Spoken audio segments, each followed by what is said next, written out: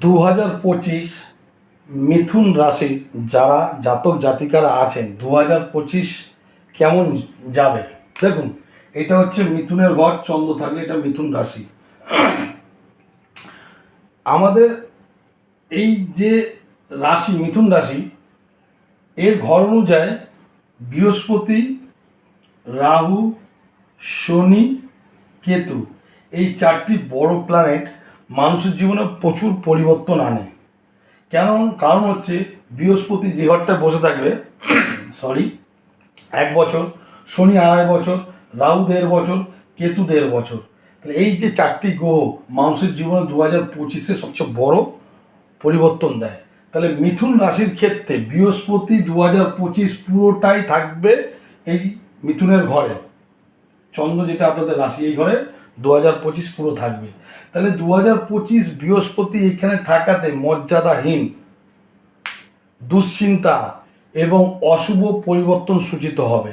তাহলে বৃহস্পতি আপনাদের ঘরে, এই ঘরটাই এই রেজাল্টটা 2025 দেবে।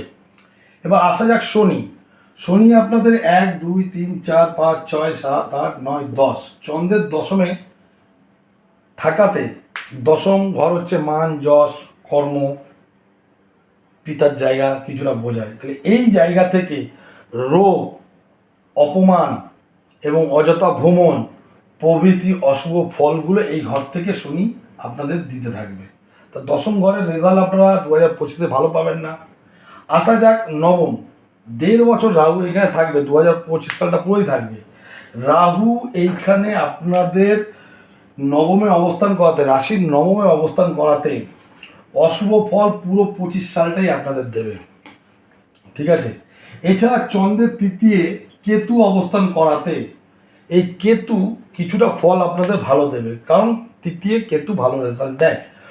উদ্যোগ দিতে সাফল্য, প্রতিভা স্বীকৃতি হবে। আপনাদের মধ্যে কোনো যদি কিছু প্রতিভা থাকে সেটা স্বীকৃতি পাবে। সুপ্রদ ঘটনা এবং সুসংবাদ লাভ আপনারা পাবেন। তাহলে এই চারটি গ্রহের মধ্যে কেতু আপনাদের কিছুটা রেজাল্ট ভালো দেবে। বৃহস্পতি আংশিক ফল কিছুটা শুভ দেবে, কিন্তু পুরোপুরি শুভ দেবে না। এছাড়া শুক্র, রবি, বুধ, মঙ্গল, চন্দ্র এরা কেউ 1 মাস একটা ঘরে থাকে, কেউ 27 দিন থাকে, কেউ 28 দিন থাকে, কেউ 2 দিন থাকে, কেউ 45 দিন থাকে। তাহলে এরা একটা ঘরকে যখন ওভারটেক করবে, তার ভালো মন্দ, ভালো ঘর খারাপ ঘর হিসাবে আপনারা রেজাল্টটা পাবেন। কিন্তু এই চারটি গ্রহ হচ্ছে বিগ প্ল্যানেট মানুষের জীবনে পরিবর্তন করা।